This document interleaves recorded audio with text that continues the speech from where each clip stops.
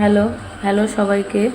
তো সকাল সকাল আমি আর বাবা গেছিলাম একটু দোকানে, একটু ঠাকুরের জামা কাপড় কিনতে। শুধু তো আমাদের জামা কাপড় কিনলে হবে না, তার জন্য একটু ওদেরও জামা কাপড় কিনতে গেছিলাম। আর আমাদের বাড়িতে একটা ছোট্ট গোপাল আছে, বিশেষ করে তার জন্যই।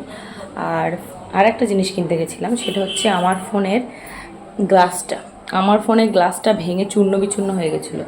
তো তোমরা আগের ভিডিওতে দেখেছো যে আমরা হাতিবাগানে কেনাকাটা করতে গেছিলাম।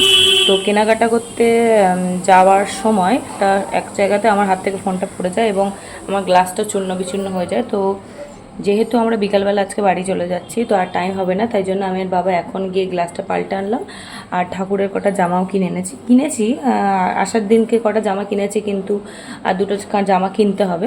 তো তাই জন্য একেবারে জামাগুলোও কিনে এনেছি আর গ্লাসটা পাল্টে এনেছি, আর একটা নতুন কাভারও কিনেছি। কেমন লাগছে তোমরা বলো কাভারটা? তো এই কাভারটা এখন খুব চলছে, তাই জন্য এটাও নিয়ে নিয়েছি।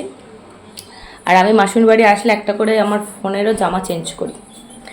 আর একটা জিনিস, যে উদ্দেশ্য ভিডিওটা করা, সেটা হচ্ছে আসার পথে একটা হেভি লোভনীয় জিনিস আমার চোখে পড়ে, যে জিনিসটা বাবা দেবেই না কিন্তু আমি ছাড়বই না, এরকম একটা ব্যাপার। আর প্রত্যেকটা মেয়ের এই জিনিসটা দেখে নেবে না এমন হবে না, প্রত্যেকটা মেয়ের সামনে এই জিনিসটা থাকলে সে নিয়েই বাড়ি আসবে, যতই বকা শুনি।